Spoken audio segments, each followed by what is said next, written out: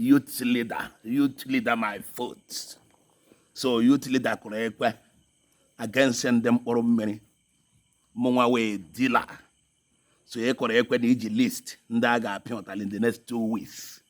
Na everybody ga-apụtashi na Village Square against ndị na-patronize m na apịacha ha apịa ndị na-edili with Mkpuru Miri. Youth leader my foot. Mụnwa m ga-eji my own ụtalị. Enwe anybody na-patronize m, any youth pịatara ụtalị, m ga-apịagide that youth. M ga-egosi unu na awụ m agụji mgbada ahụ eze.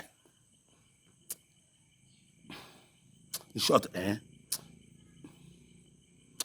short, m ga-egosi unu. There's nobody that can. In short, they can't try me and Ogbem. Nobody can try it in Ogbem. You can flog other people, but you can't cross my path. You know now, Mbughashi. Nobody can touch them. In the next 2 weeks, all of us will see there. I am ready. Onugeshin Agba program.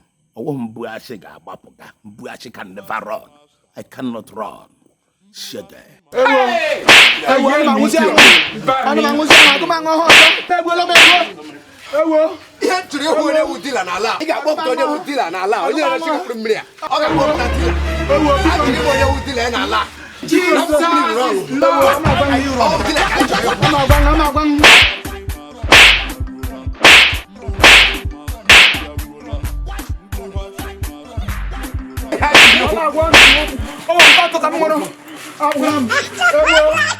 are you running?